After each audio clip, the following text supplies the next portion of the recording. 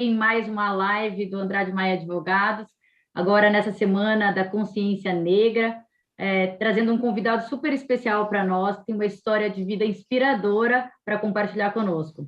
É uma história de lutas, de superação, que certamente servirá de espelho para muitos jovens.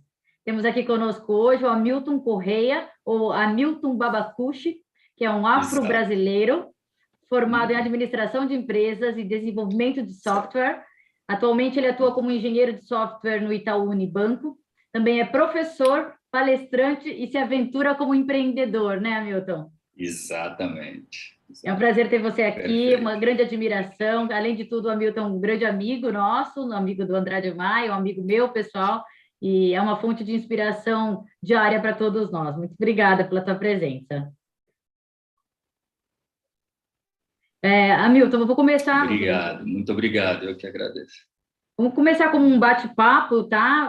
Eu quero que você fique bem à vontade aqui para a gente conversar. Pode Certo. me interromper, eu também vou te interromper, porque a gente tem aqui muito a compartilhar, tá bem? Boa, Queria começar perfeito. sabendo de você um pouco da tua história, tua origem, onde você nasceu, como você foi criado, a sua realidade familiar, a realidade do teu país. E aproveitando já o gancho aqui, conta para nós essa história aí do Hamilton Babacush. Obrigado, obrigado. Quero, em primeiro lugar, agradecer, né, a oportunidade, né, o voto de confiança de todo o pessoal aqui da Maia Andrade, né, Grupo Andrade Maia Maia. Andrade, Andrade Maia, Andrade Maia, e também, né, de uma forma especial, né, a Larissa, que eu conheço já há um tempo, e dizer que é uma honra poder sempre, né, compartilhar um pouco da minha história, né, minha experiência e um pouco, como que eu posso dizer assim, daquilo que poderia ser chamado de segredos, né, que eu tenho aplicado para chegar até onde eu tenho chegado, graças a Deus, né.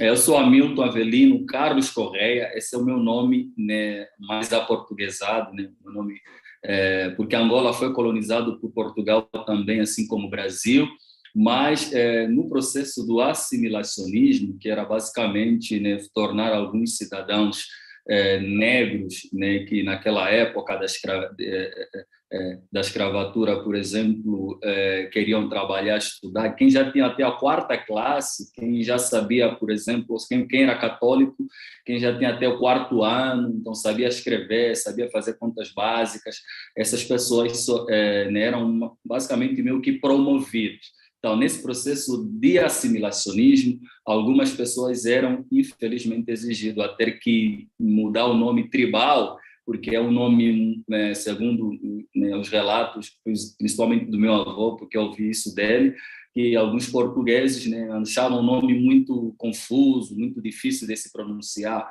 E aí, tipo, cunhavam, né, algumas pessoas de nome mais aportuguesados, como, por exemplo, Paulo, João, né, Antônia, e por aí vai. Aí meu nome ficou Hamilton, né, que a minha mãe escolheu no dia do meu registro, ficou Hamilton Avelino Carlos Correia, mais conhecido por Hamilton Babacushi, Babacushi, que é o meu nome tribal, né, da minha tribo de Sovimbundo, a parte sul de Angola, que hoje comporta a cidade de Benguela, né?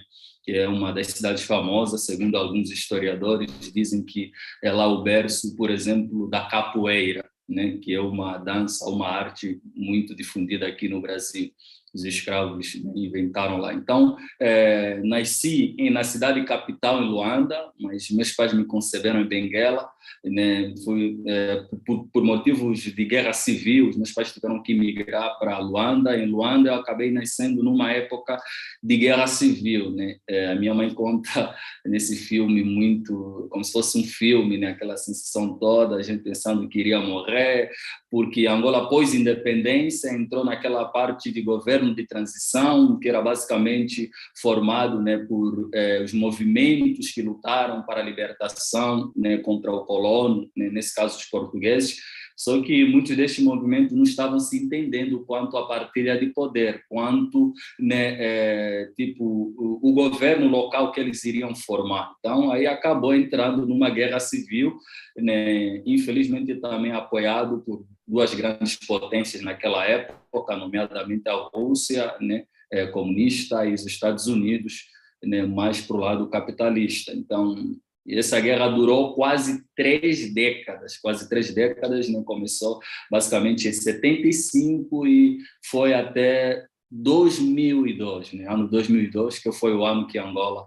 né, pela graça de Deus, né, encontrou aquilo que nós hoje temos chamado de reconciliação nacional. Os angolanos pararam de matar uns aos outros por causa de poder, por causa da ganância, por causa exatamente do dinheiro, e aprenderam a parar, a se controlar e aprender a gerir, entrar numa transição de um partido que na época era monopartidário, um comunismo de fato, para o multipartidarismo, que é basicamente, né, a discussão de ideias, como vão governar o país, né, tendo mais pessoas de diferentes espectros políticos e grupos étnicos, né, nessa região que comporta hoje Angola.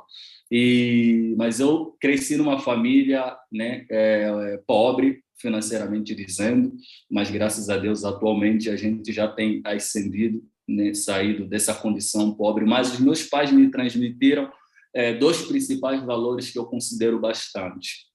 Primeiro, eu sempre digo que com a minha mãe eu aprendi a sonhar. Então, a minha mãe ativou muito o poder da imaginação em mim. Ela contava muitas histórias e no final da história trazia uma lição, aplicava e me incentivava, não só a mim como os meus irmãos, né, de que se a gente queria vencer nessa vida, teria que ser através dos estudos e do trabalho honesto. Então, ela dizia que não importa o tamanho do nosso sonho, se Deus quiser e a gente fazer a nossa parte, a gente consegue alcançar este sonho. Então, esse poder de sonhar, que eu sempre falo muitas das vezes, infelizmente, na nossa atual sociedade, muitas pessoas têm perdido essa capacidade de sonhar, foi me inculcado pela minha mãe. O meu pai me inculcou essa parte da perseverança, né, da disciplina, procurar ser disciplinado sempre, ir atrás, correr atrás. Então, quando eu fui crescendo e na adolescência, o primeiro livro de autoajuda que eu li foi em PDF. Eu tinha uns 13 a 14 anos, foi do Dr. Augusto Cury, intitulado Nunca Desista dos Seus Sonhos. É um livro que eu já li mais de 5 vezes, né? Já recomendei bastante. Esse livro me inspirou bastante e, por acaso, o autor é brasileiro, um dos meus autores favoritos. Já li vários livros dele, mas esse foi o primeiro livro que eu falei, caraca, nesse livro ele basicamente apresenta, né, história de 5 homens que, na visão dele, eram homens sonhadores que não desistiram dos seus sonhos, mesmo em meio a tantas dificuldades, que inclusive até depois de ler aquele livro eu falei, cara, isso que eu estou passando é nada, acho que se esses caras conseguiram, por exemplo, ele conta, por exemplo, uma das histórias é do Martin Luther King, né? Eu falei, cara, se esse cara conseguiu numa época onde o racismo de fato, né, era muito institucionalizado, né, tinha a força de lei, não só a segregação era muito mais brava, e se ele conseguiu, né, por exemplo, lutar e causar um impacto que mesmo após a sua morte ainda nós continuamos a falar desse legado e do que ele construiu, não, eu também posso, mano, eu também posso conseguir. E no último capítulo desse livro, o Dr. Augusto Cury fala que exatamente, que basicamente me remete aos dois pilares que os meus pais me transmitiram. Ele fala que para a gente alcançar os nossos sonhos, né, realizar os nossos sonhos, nós precisamos até, dizer, não basta sonhar. Então, sonhar é bom, mas temos que ser, então, sonho mais disciplina é igual a sucessos sucessivos. E aí esse foi basicamente o meu mantra, tanto é que o primeiro emprego que eu consegui em Angola foi trabalhar numa lan house, ajudar basicamente um chinês que ficava lá, eu ficava lá, fui aprender a digitalizar, e naquela época não tinha computador, né, em Angola, o computador era só para, né, para famílias mais abastadas, mas os caras tinham lá, eu ia lá, quero aprendia com ele, e aí depois eu ficava a tirar cópia, né, xerox, aprendia a digitalizar, ganhava. Eu lembro que eu havia conseguido juntar um bom patrimônio e aí uma parte desse dinheiro, né, eu consegui ajudar minha família, e outra parte consegui comprar um curso, na verdade pagar um curso, né, que era curso de pedagogia, agregação pedagógica, que basicamente, né, me fez descobrir, nesse curso eu me descobri nessa minha paixão pelo ensino, que é algo que já era visto já, né, nos anos de estudo, desde o ensino fundamental, né, muitos colegas e tal me diziam que eu gostava de ensinar, que eu tinha né, esse tato e poderia investir bastante. Aí eu fiz, terminei, graças a Deus, no ano seguinte eu consegui o meu primeiro trabalho de carteira assinada ainda em Angola como professor. Aí trabalhei como professor durante 4 anos e depois eu fui basicamente, entrei na Universidade Católica de Angola, naquela época eu estava no 2º ano, quando infelizmente estava tendo algumas dificuldades financeiras de como pagar, porque a universidade lá, né, cobrava a mensalidade,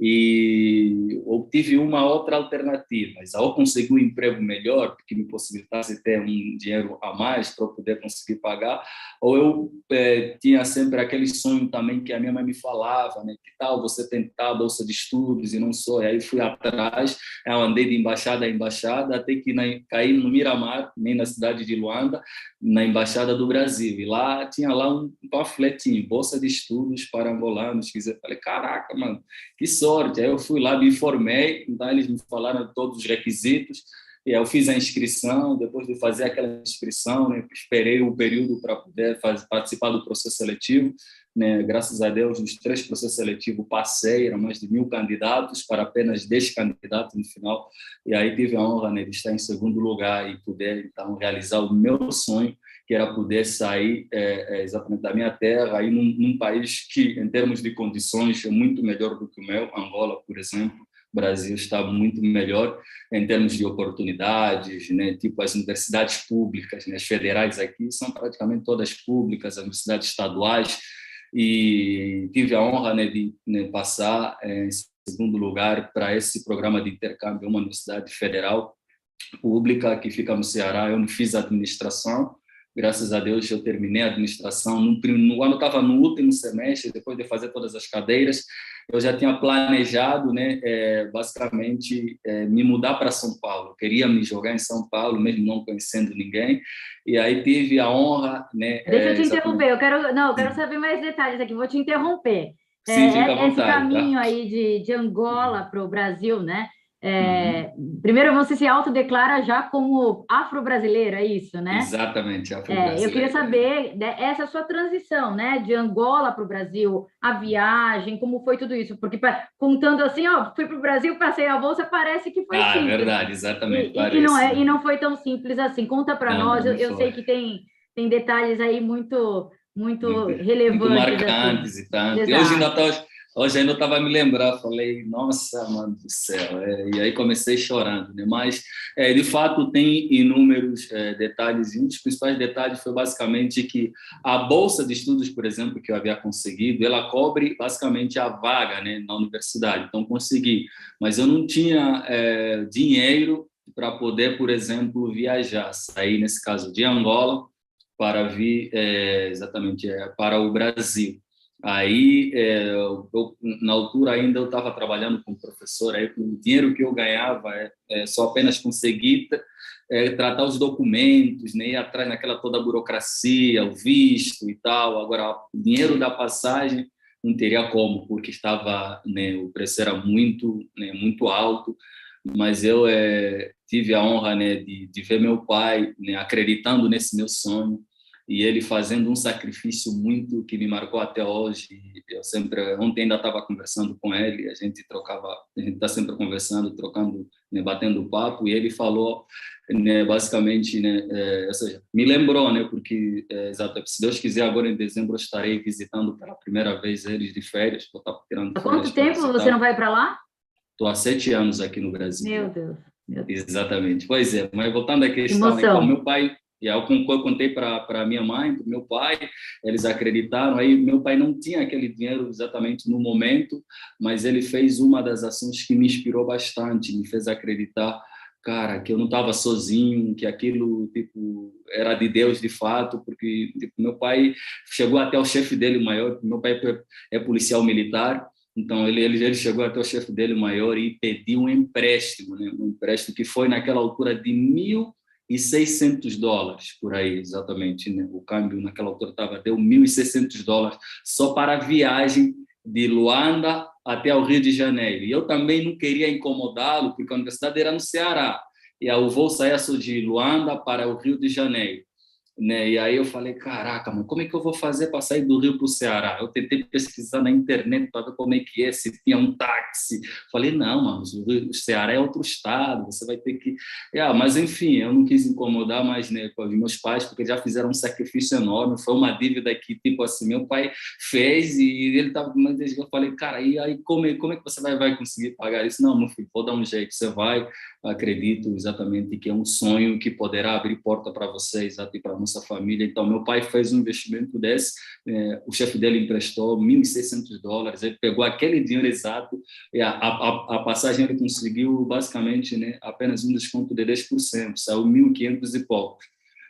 E aí ele comprou a passagem e chegou naquele dia, fui me preparando juntamente e com...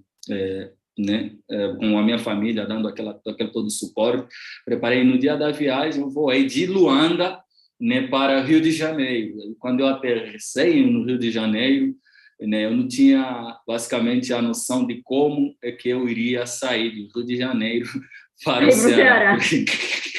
Exato, porque a universidade, né, era lá. E aí eu lembro que quando eu cheguei no aeroporto, quando o voo aterrissou, né, Santos Dumont, alguma coisa assim, o nome do aeroporto, e aí eu desci, eu perguntei, eu fui lá ver, cara, você sabe me dizer se aqui tem como eu sair do Rio de Janeiro para ir até o Ceará, mas de carro, sei lá, de táxi? Não, de táxi não tem como, é muito distante. Sério?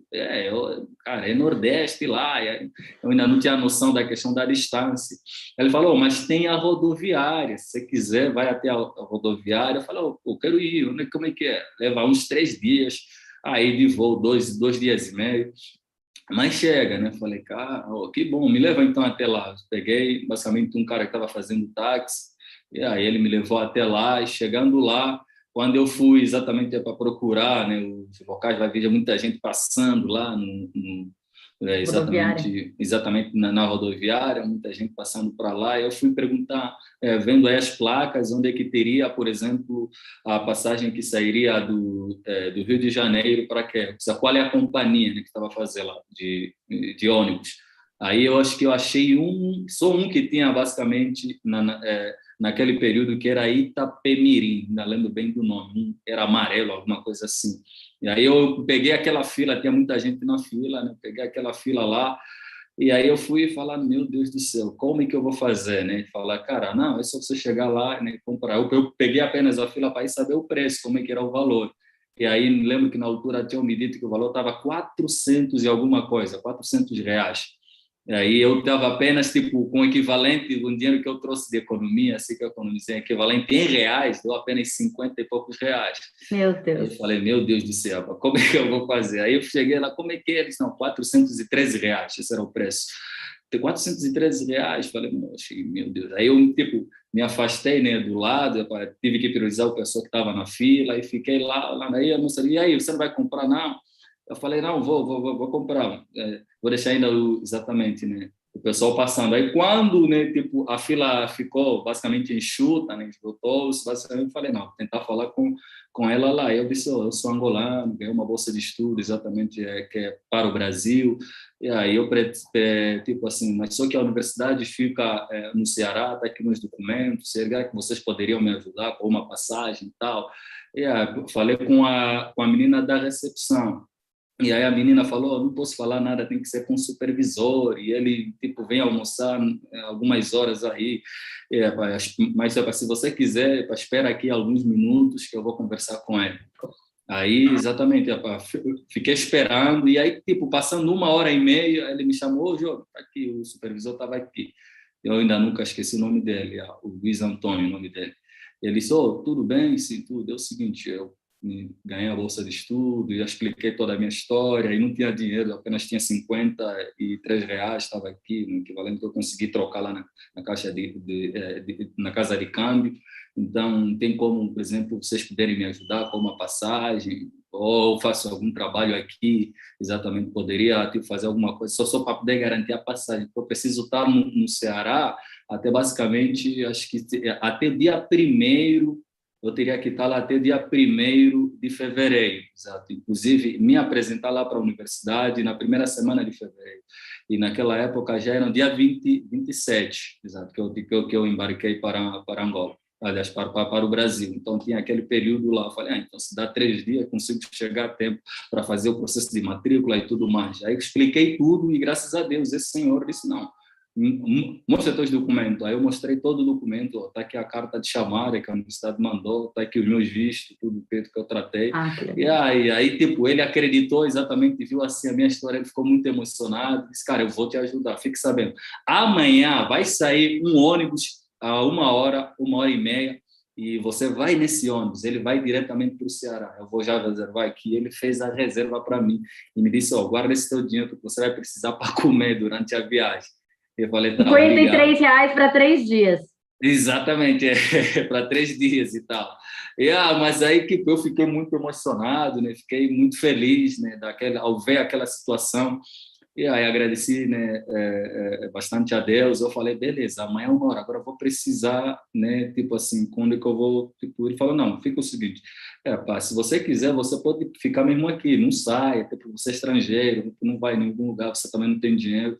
Falei, beleza, eu vou ficar aqui dormindo naquelas cadeiras lá, tem umas cadeiras que ficam lá, que são basicamente as cadeiras tipo assim, que o pessoal fica sentado, né, esperando fazer alguma coisa, como é rodoviária e tudo mais. Aí, quando deu basicamente 18, 19 horas, já estava assim com aquele sono e tal, né, falei, vou precisar dormir. Aí eu tinha 2 malas, onde tinha a minha mala de roupa e tinha a minha mala de livros, que eu tinha trazido os meus livros todos que eu tinha conseguido, né, juntar aquele todo período, né, que é basicamente a minha biblioteca naquela altura. Tinha mais de 20 a 30 livros, se eu não me engano, por aí. E aí eu falei, vou pegar o meu, exatamente, o meu que é de livros, vou botar aqui por baixo, e essa mala de roupas, onde tinha também documentos e tudo mais, vai ficar aqui, vai ser como meu travesseiro. Então, dormir aí não quer. Só que enquanto eu estava dormindo, né, eu lembro que eu me despertei à noite, né, mais ou menos. Caraca, mano, eu despertei assim, quando eu acordei, eram mais ou menos 3 horas, mas o pessoal estava andando, também era como é rodoviária, tem muita gente ainda lá. Aí, quando eu olhei assim, eu falei, caraca, mano, cadê a minha mala de livros? E aí fiquei... Exatamente, cara, cadê uma caraca, mano? Aí fiquei andando assim, disse, tu não viu uma... Roubaram teus livros. Exatamente, tu não viu a minha mala de livros, estava aqui e tal? Disse, não, vi não, mano. Aí fui perguntando, fiquei doido, eu falei, ixi. E aí eu lembro que eu fui falar para um, como se diz? Um guarita, né? Esse policial que fica lá e tal. Ele falou, você tem que fazer BO, mano, não sei o que é BO, é o que? Ainda não sabia o que é BO. Boletim de ocorrência e tal, você vai lá exatamente, né? Explica que você, tipo, perdeu alguma coisa aí, eles vão procurar.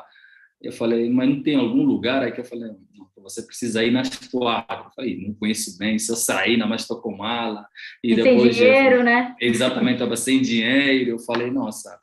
Chorei, né, naquele exato momento, porque eram os meus livros, né, que eu levei mais de 21 anos, né, juntando aquilo tudo, e infelizmente, né, tinha sido tomado.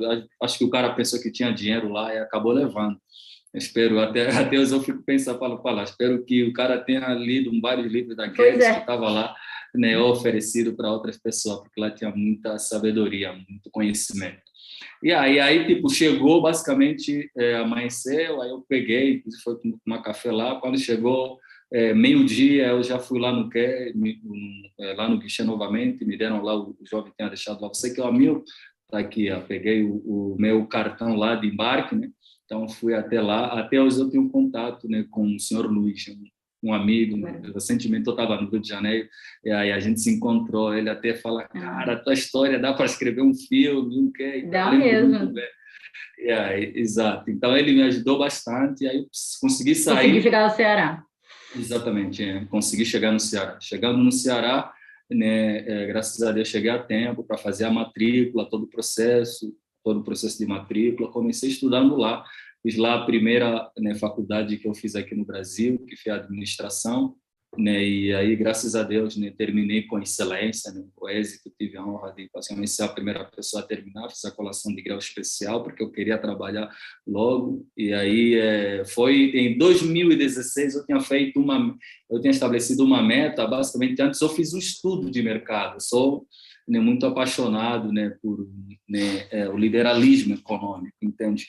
Porque eu nasci, né, num país de economia totalmente centralizada, né, e tipo, nas minhas leituras, nos meus estudos, tudo fazia sentido, que a solução estava nas pessoas, né? Eu acredito muito nas boas intenções das pessoas, das famílias, das empresas, muito mais do que nos governos.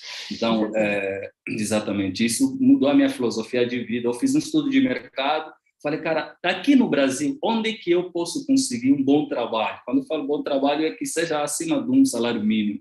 Na altura da universidade, o dinheiro da bolsa era R$ 530. Era para pagar aluguel, comprar as coisas lá, e muitas das vezes eu me via E apertado. você morava de aluguel lá? Como que foi lá no Ceará? Exatamente, de Era, aluguel. De tá. Com o aluguel. valor da bolsa, você pagava o aluguel? Ou era... Pagava o aluguel, alimentação, né, internet, todas as despesas aí. Tem aqui, Mas que era, é você dividia com pessoas? Porque R$ 500 sim, de bolsa é um valor bom. sim. A princípio eu dividi com alguns outros colegas que eu encontrei lá, que eram também angolanos, e morei com eles um ano.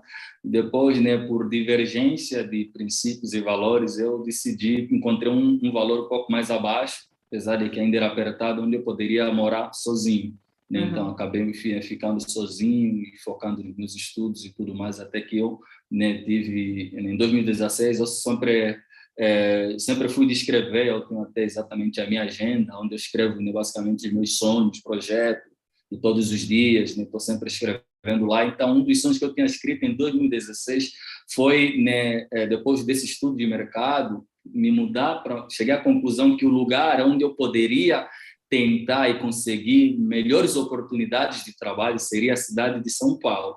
Então, eu estabeleci como meta, eu falei, 2016, daqui a 2 anos, né, quando eu estiver no último semestre, eu quero conseguir, né, economizar algum dinheiro que me dê para me mandar para São Paulo, aí poder tentar exatamente uma oportunidade de trabalho.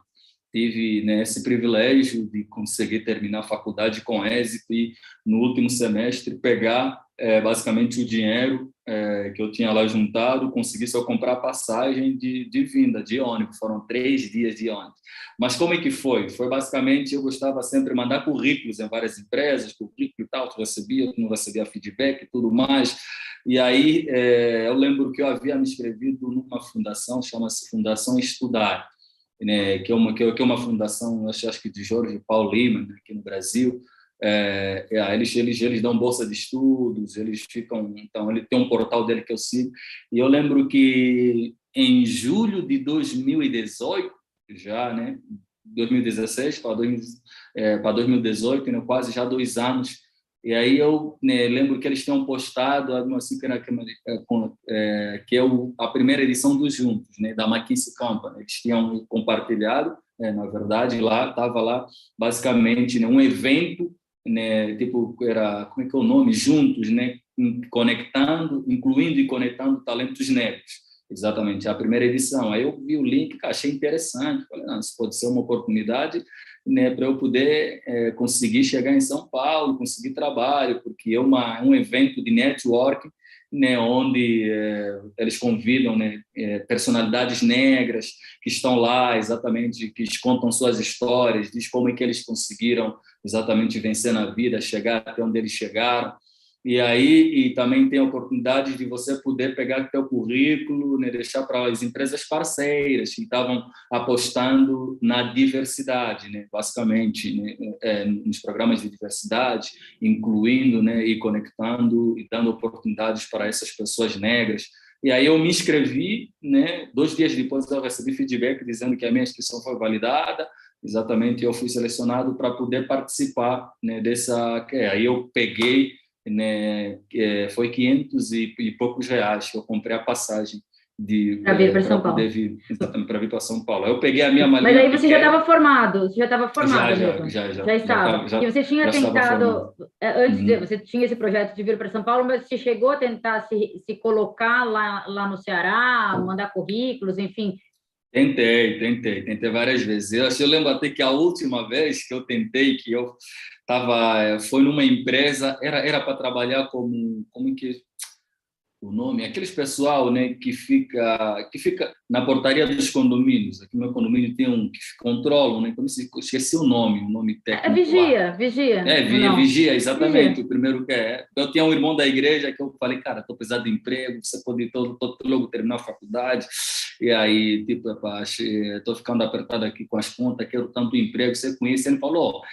eu trabalho numa empresa de segurança, acho que esse é até o nome, algo assim, Corpus de Segurança, aí essa empresa de segurança está com vagas abertas, ó, vai lá, vou te dar o endereço é esse, ele está a receber currículo, vai lá. Eu falei, beleza, ele me deu o endereço, peguei o ônibus no dia seguinte, fui para lá de manhã bem cedo, encontrei muita gente já na fila, deixando o currículo, eu fui também lá para deixar o currículo. Eu lembro muito bem, né, no dia que eu estava lá, que eu estava exatamente no dia lá de entregar os documentos, só chegou a minha vez, a moça olhou para mim e ela falou exatamente assim, nunca vou me esquecer, ela falou assim, ó, essa vaga, você que é o senhor Hamilton? Sim, sim. Desculpa, senhor Hamilton, mas essa vaga não é para você. Eu falei, como assim não é para mim? Cara, tipo, na minha mente aquilo não fazia sentido. Como é que você vai dizer que essa vaga não é para mim, sendo que, não, é que a gente viu aqui, você tem faculdade e tal, terminou a faculdade, e tipo assim, tem inglês intermediário, essa coisa. E aí foi falando, você já trabalhou como professor, inclusive, no teu país, nesse, não sei, vai me desculpar, mas essa vaga não é para o teu perfil. Eu falei, nossa, como assim, moça? Eu não quero saber essas coisas de perfil, eu quero logo um emprego. Eu estava desesperado, porque eu precisava, né, eu queria trabalhar, poder pagar as minhas contas, e não só. E a moça falou aquilo. Eu lembro que eu naquele dia saí daquele lugar muito abalado, muito triste. Eu nem sei, eu cheguei em casa até dormir, né? Fiquei muito chateado, e tal. Tava mandando muito currículo e nada, mandando muito currículo lá no Ceará, né? Nada. E aí eu falei, nossa, mano, tá E difícil na tua exatamente para área mim. você não conseguiu também nesse período? Tu É, mandava currículo para mandava administração? currículo, o máximo que eu cheguei a fazer foram entrevistas, mas aí nunca cheguei a ter um feedback positivo na área que eu fiz a administração. E você Uhum. acha, você chegou a Exatamente. vivenciar nesses processos seletivos, você chegou a vivenciar o racismo? O racismo nos processos seletivos, não que eu me lembre, na verdade. Só um episódio desse que me fez assim, que me fez pensar assim no sentido, cara, deve ser porque eu sou negro e estrangeiro.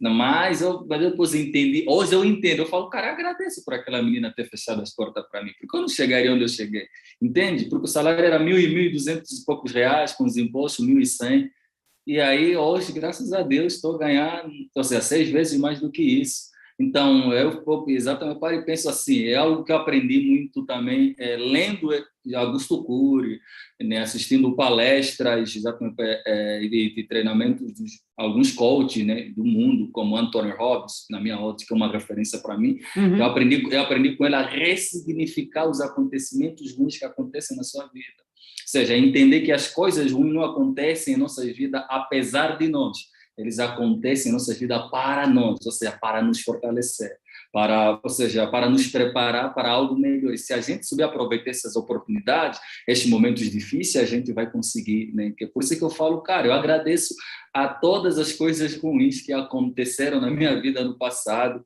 né? Exatamente, e ainda continuam acontecendo ou irão acontecer, porque de uma coisa eu tenho certeza, aquilo que, né, eu sou bom em fazer, aquilo que, ou seja, as pessoas sempre, tipo, a gente vai descobrir o nosso propósito na Terra, a gente vai explorar o máximo desse propósito, a gente vai ser feliz. Esse é um princípio que eu levei exatamente para toda a vida. Então, nesse processo seletivo, por exemplo, até no Ceará, racismo, não lembro assim que eu me lembro, mas eu conheço pessoas que disseram que passaram por assim, né, julgamentos e tal, assim, talvez que eu poderia trazer um acontecimento que a gente foi, quando chegou aqui, foi no Ceará, mas não seria bem racismo. As pessoas estavam meio dizendo assim, com quem diz, de onde eles viram esse grupo, né? A gente tinha lá um grupo de estudantes africanos, que eles olhavam muito exatamente estranhamente, e eles faziam algumas perguntas para algumas pessoas, inclusive a mim também, que alguns irmãos meus africanos, eles achavam aquela pergunta ofensiva, tipo assim, você é africano? Sim. Como é que você veio para o Brasil? Ele fala, vi de avião, eu cheguei de avião. Avião, cara, na África tem avião.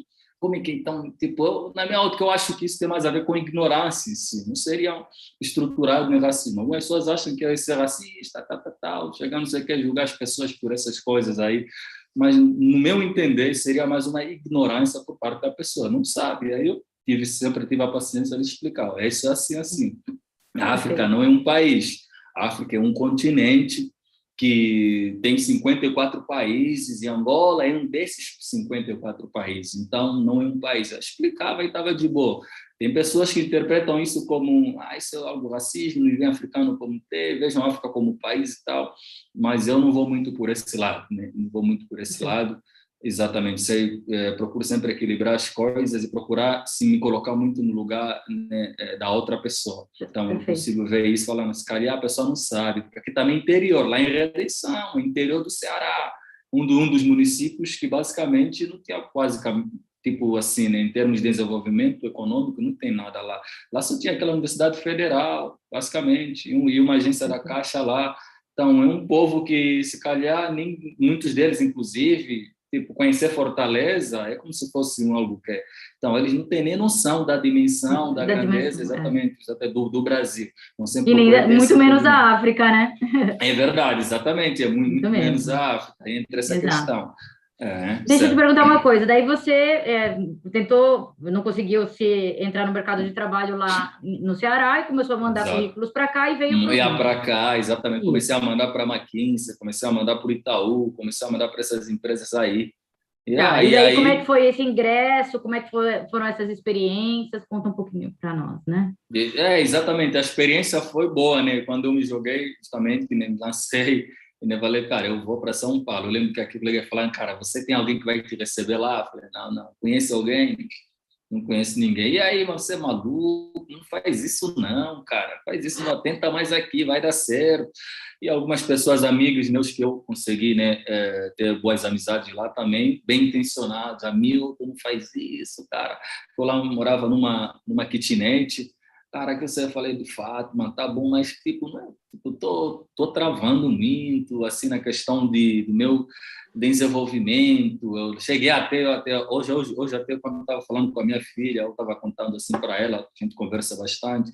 Falei, cara, só de saber que daqui há mais ou menos uns 3 anos atrás, eu não tinha nem dinheiro para pagar uma conta de energia de R$ 22. R$ 22. Eu estava, né, conversando com ele, a gente sempre procura ter oportunidades para transmitir, né, a ela uma forma de motivá-la, de falar que é possível e tal. E tipo, foi muito apertado, às vezes as contas não batiam, o aluguel estava passando, a gente tem que ficar uma conta de energia, uma conta, então era chato. Né? E hoje, por exemplo, estando morando aqui num condomínio, a minha conta de energia chega a R$ 200. Mas é algo que para mim hoje é normal, posso assim dizer, né? Tá de boa, não tenho dificuldade para essas coisas aqui. Mas alguns anos atrás nem R$ 22 eu tinha para poder pagar a conta lá da kitnet que eu morava lá, né? Então veja essa transformação toda e tal, mas enfim, voltando à questão, então a McKinsey, através desse evento, eu vim para São Paulo. Em São Paulo participei na primeira edição do Juntos, incluindo e conectando talentos negros. Nesse evento eu participei, naquele dia eu ainda lembro, até eu estava a falar com a Érica, né? A Érica Voigt, que é uma das recruiters lá da McKinsey. Ela está falando, Milton, este dia a gente estava vendo os vídeos aqui da primeira edição, vimos você chegando com a tua mala e tua mochila e tal. Falei, os arquivos estão lá. E naquela época, quer dizer, muitos não sabiam que eu não tinha nem onde dormir. Exatamente, basicamente naquele exato momento. E como é que você ficou aqui em São Paulo? Você ficou na casa de amigos? Como é que foi nessa... no primeiro dia eu fiquei basicamente, chama-se na Vila Mariana, né? Estação Vila Mariana, tinha um hostel lá próximo, exatamente. O preço estava até barato, só que já tinha acabado as vagas. Ele falou, só vai ter vaga no dia, exatamente, no dia seguinte. Eu falei, só vai ter vaga no dia seguinte, cara, acho que tem como ficar aqui. tipo, o chefe não gosta, mas eu falei, cara, eu preciso, porque eu tenho uma atividade amanhã, que seria a atividade da McKinsey e tal, eu preciso só poder, cara, não tenho mais como assim falar, beleza, o Fraca se fica aqui, basicamente ele me cedeu o espaço lá, me ouviu a minha história, até falou, você é maluco, mano, era se brincando, né? Como é que você vai, tipo, se virando, se lançar para uma cidade que você não conhece ninguém? Mas ele começou conversando comigo, ele fez basicamente companhia para mim. Depois eu acabei adormecendo lá mesmo, né, fora. É como se fosse assim, na parte da recepção, né, tinha lá um sofazinho que estava lá, falando, pô, dormir aí, mano, hoje o chefe não vai vir.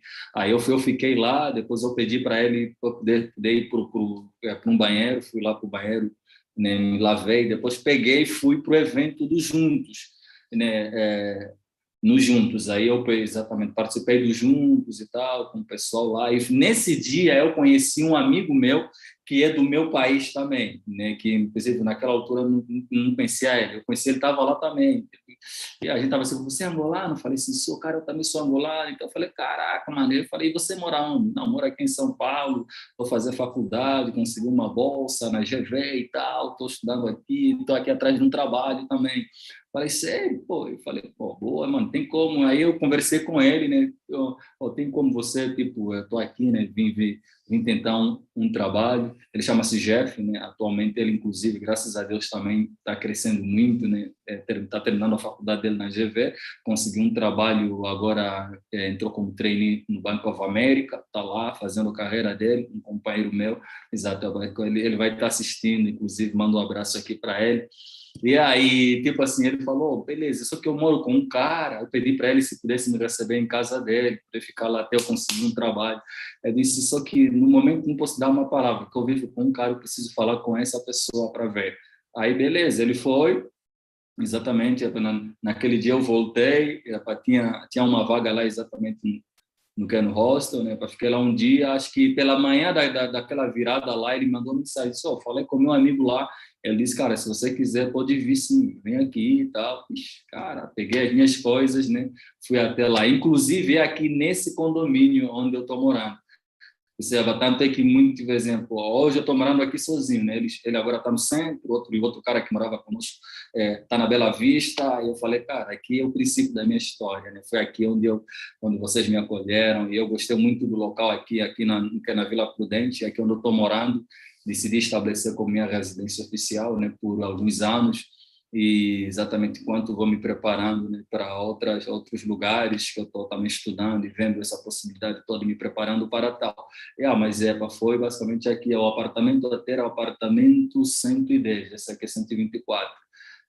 E aí, tipo, eles me receberam, fiquei com eles lá uma semana, dormia no sofá deles e tal, e ajudava, porque naquela época o Jeff ia para a faculdade, o outro já tinha conseguido no Itaú, que é o Saldanha, exatamente. Ele, quando eles começaram a me ajudar a questão de network, mandar currículo, eu passava o dia todo mandar currículo, aí também ajudava eles, né, com a limpeza da casa e tal, tudo mais. Então fazíamos aquela troca, né? Eles me davam basicamente o abrigo e eu tinha que corresponder também a arrumar a casa, cozinhar, algo que eu gosto muito.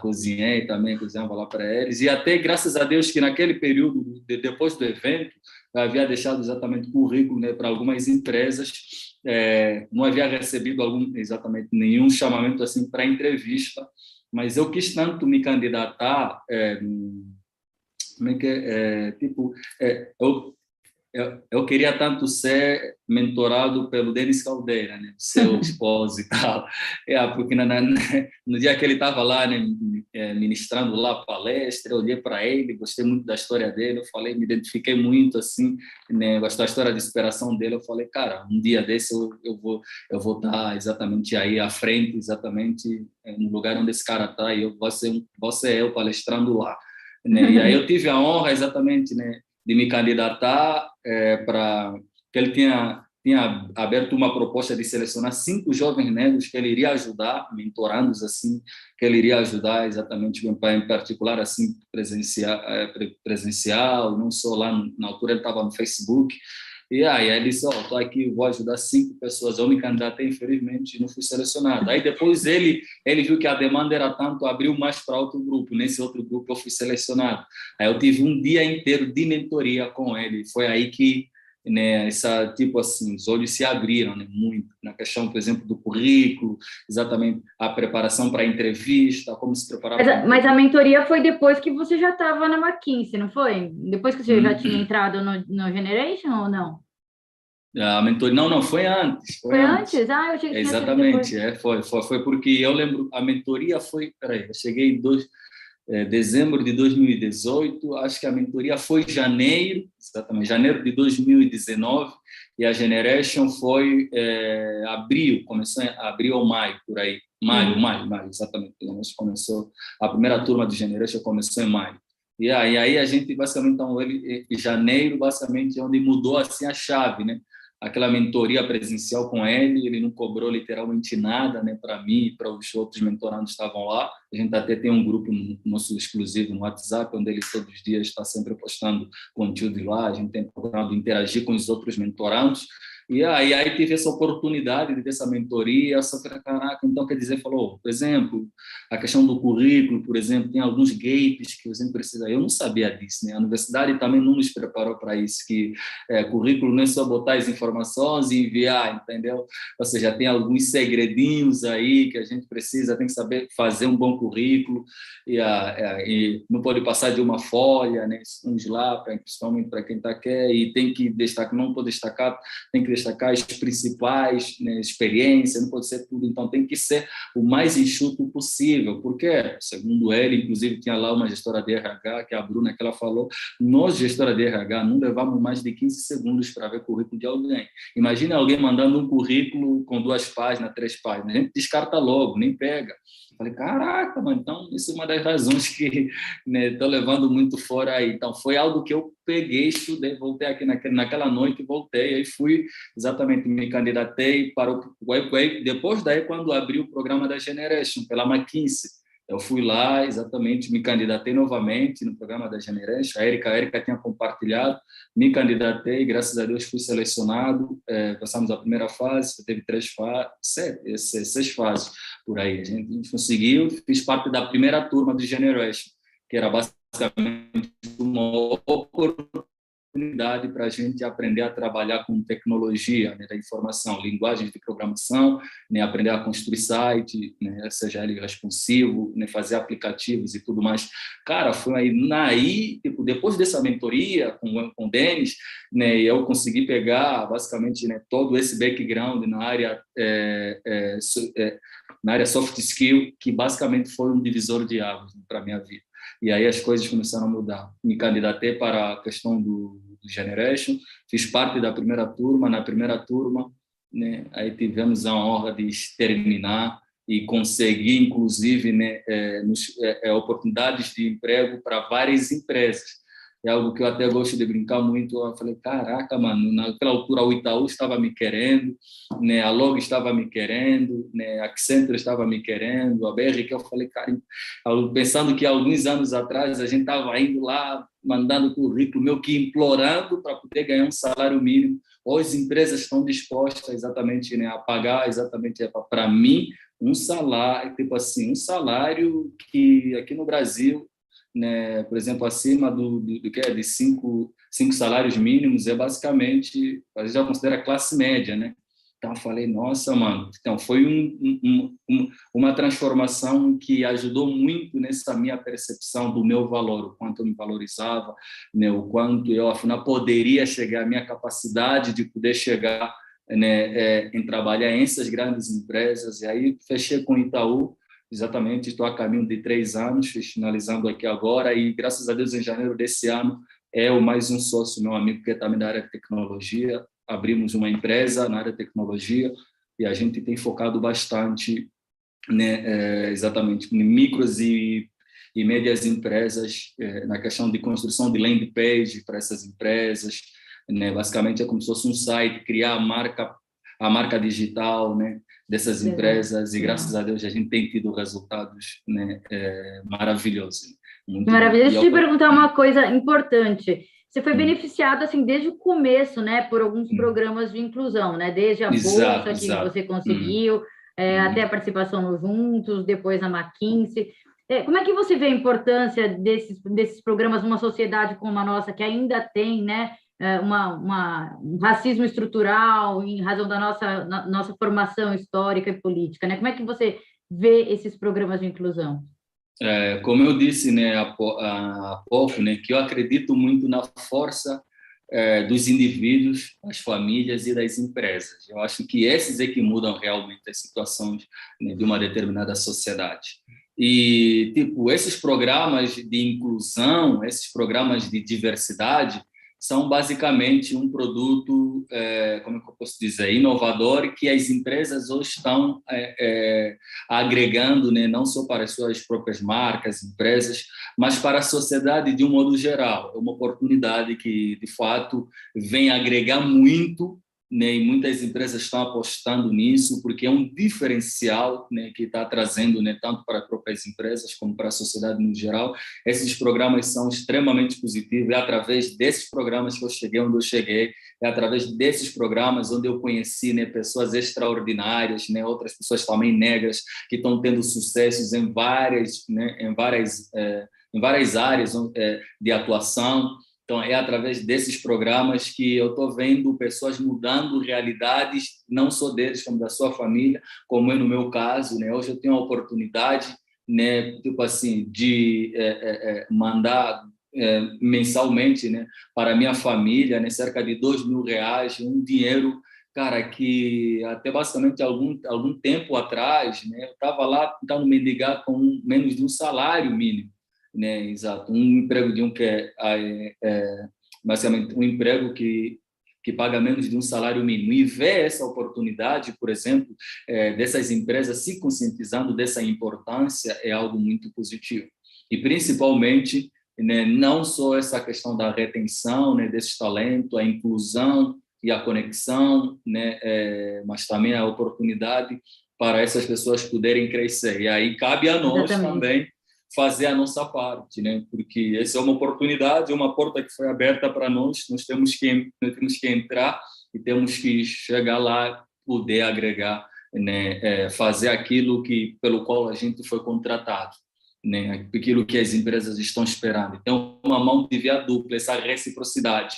As empresas, né, estão fazendo, né, pensando no futuro das suas próprias empresas, estão pensando no lucro também, mas também esperando da nossa parte, né, essa soma, essa multiplicação nos resultados e nos lucros, né, delas, por exemplo, em todas as dimensões da empresa.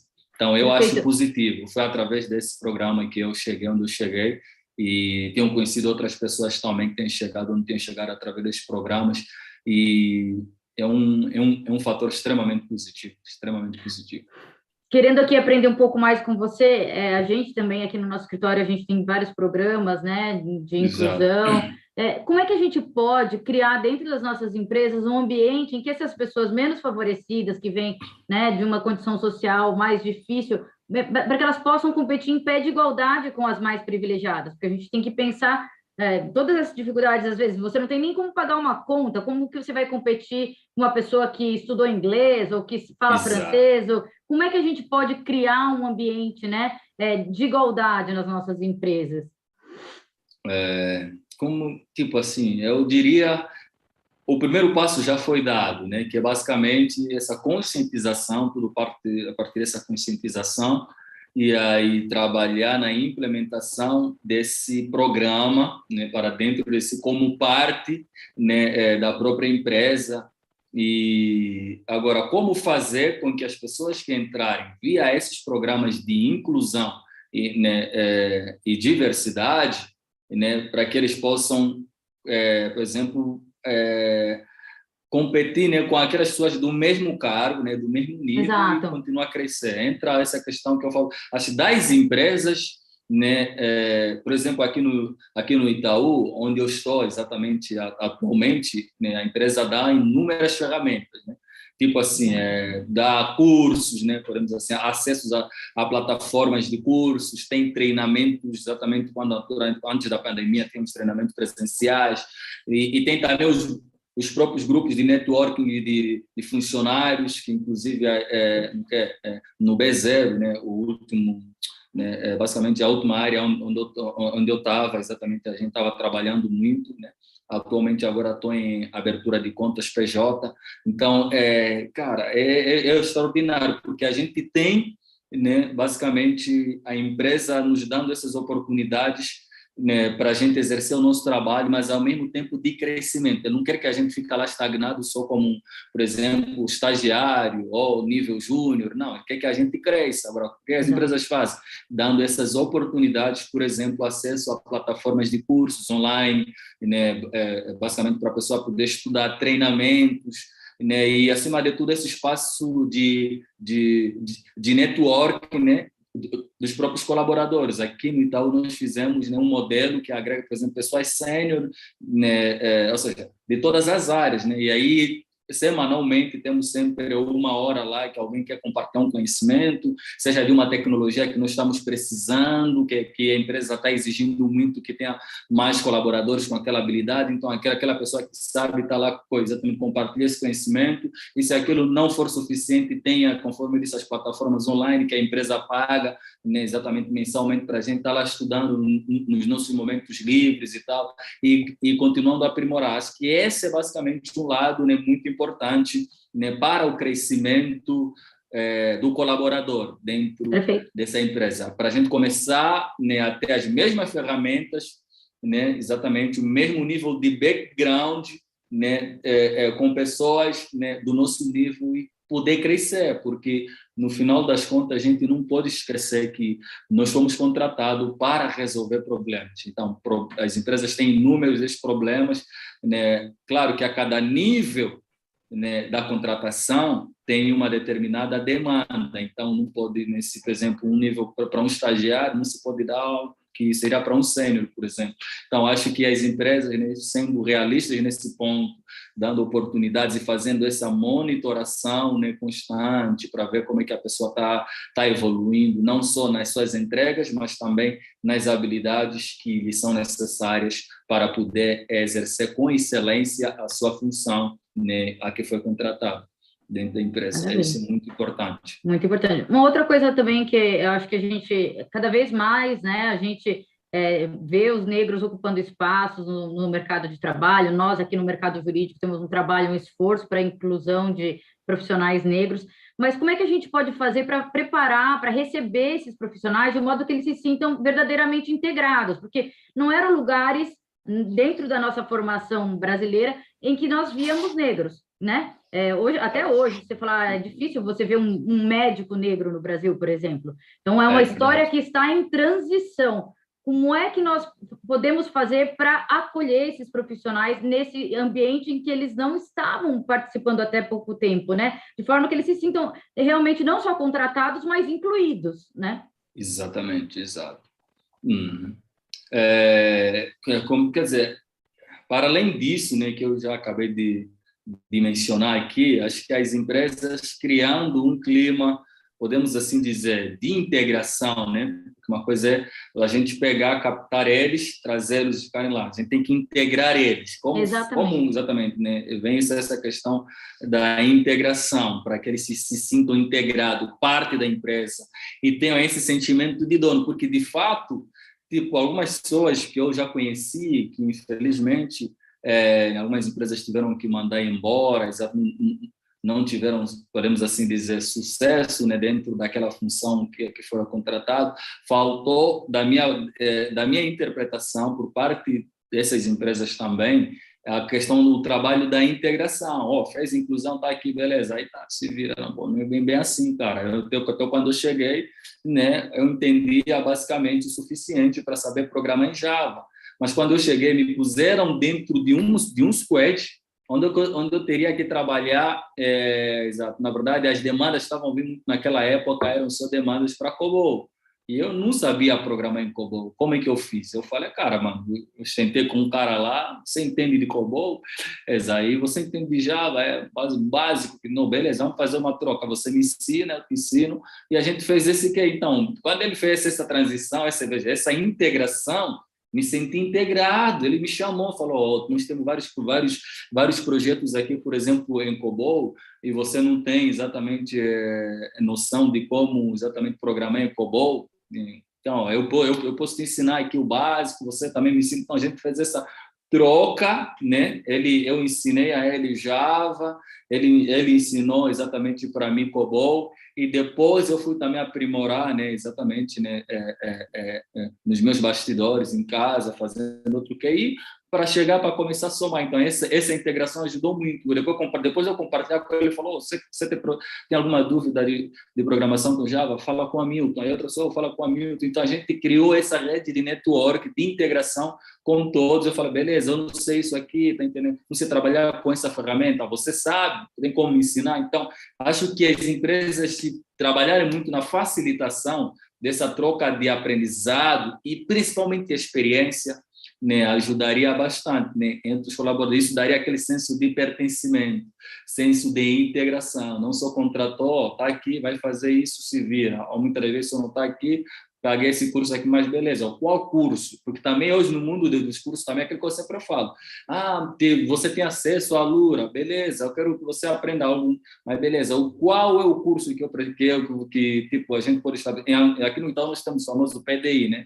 O plano de desenvolvimento individual, né, de cada colaborador. A gente faz esses programas de PDI, a gente fica lá os nossos pontos fortes, os nossos pontos fracos, né, tipo, onde nós já estamos bons, que dentro dessas qualidades nós estamos saber somar e multiplicar com o propósito da empresa, e os pontos fracos onde a gente pode melhorar para também saber potencializar aquele lado para ajudar nas empresas que então isso a gente faz sempre anualmente, né?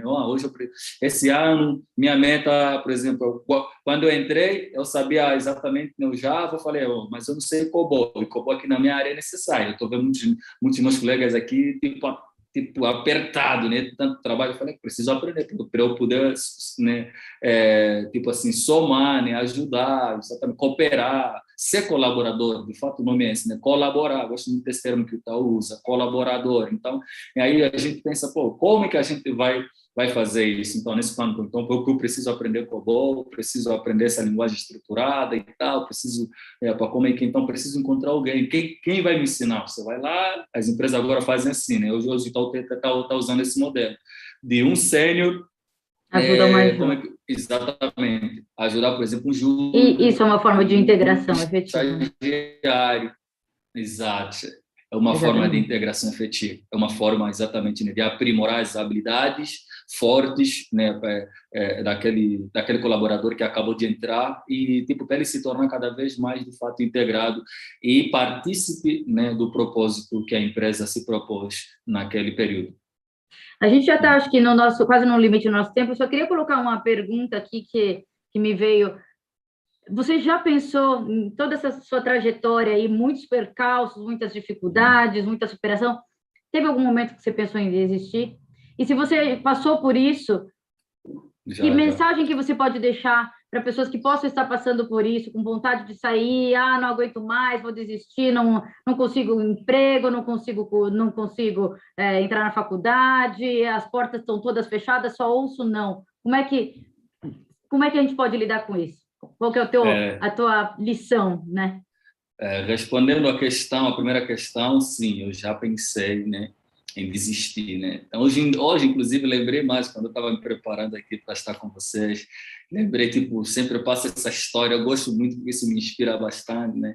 Eu já pensei, né, em desistir, em querer, né, jogar tudo exatamente para lá, né? Mas o que tem me ajudado muito é entender que tipo, a gente precisa, em primeiro lugar, né, se conhecer, ter sempre fazer esse processo do autoconhecimento, né, e tem momentos que, às vezes, a vida é como se fosse uma fase de estágio. O Dr. Anthony Robbins fala muito sobre isso. É uma questão de ciclo. Às vezes chegou num ciclo que você não está conseguindo. Por exemplo, tem alguns colegas meus que entraram, por exemplo, no Itaú para ser programadores. mas eles depois falaram, cara, acho que programação não é para mim. Aí eles foram para a área de, como é que é? Gestão de projetos. Outros foram para outras áreas. Então, acho que se as empresas começarem a criar, né, essa, como se diz, essa transição dentro do próprio universo, às vezes a pessoa não se identifica para trabalhar com isso, quer trabalhar com outra coisa, então ter esse período para poder continuar a tentar. Por exemplo, a administração, eu queria trabalhar exatamente em grandes empresas assim, mais dentro da minha área, mas eu me falei, cara, quer saber, vou tentar a área de, né, tipo assim, a área de tecnologia, e eu estou apaixonado. E a área de tecnologia que me abriu inúmeras portas, né? Falo, nossa, imagina, se eu, exato naquela época que eu estava pensando lá em desistir, largasse tudo, dissesse, não, aí acabou mesmo, não tem como, mano, não estou conseguindo, tipo assim, nem pagar uma conta de R$ 22, não estou conseguindo nem fazer isso. Pô, então, acho que a lição que eu poderia talvez partilhar como sugestão seria sempre, né, fazer uma autorreflexão, né? Santo Agostinho tem uma frase que ele sempre diz que eu gosto muito: aceita-te, não, olha, conheça-te, aceita-te e supera-te.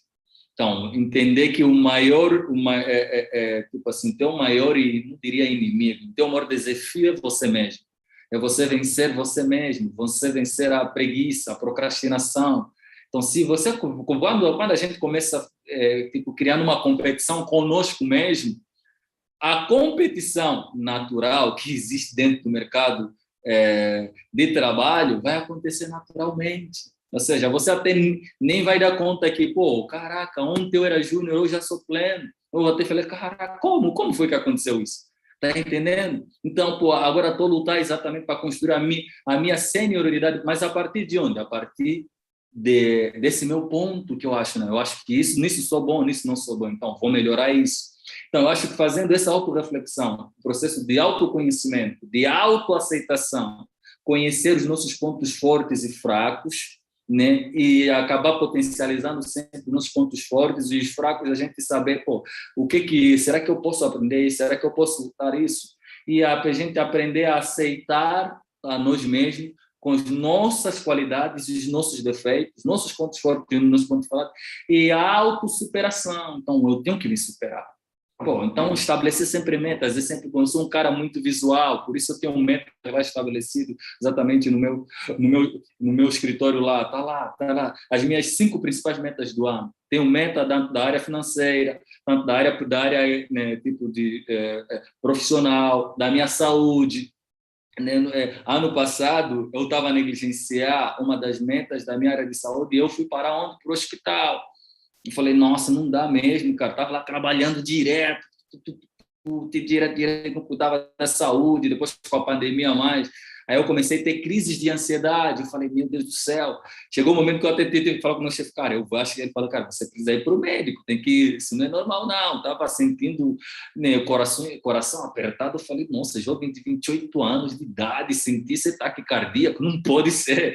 Cara, mas ele, de fato, estava a negligenciar uma das metas, que é a meta da saúde. Já não fazia mais exercício físico, já não saía mais para jogar com os amigos, me chamavam, não vai dar, mano, preciso estudar aqui, preciso tal. E aí falei, cara, o que adianta? Ele fez até lembrar uma frase de Dalai Lama, que eu gosto muito, que até vou até fazer aqui, né, uma leitura rápida, né? Ele gosta que essa frase me impacta bastante, né? Que fala sobre a questão de... Espera um momento só. Tá aqui, ó. Ele fala assim: os homens perdem a saúde para juntar dinheiro, depois perdem o dinheiro para recuperar a saúde. E por pensarem ansiosamente no futuro, esquecem do presente, de forma que acabam por não viver nem no presente nem no futuro.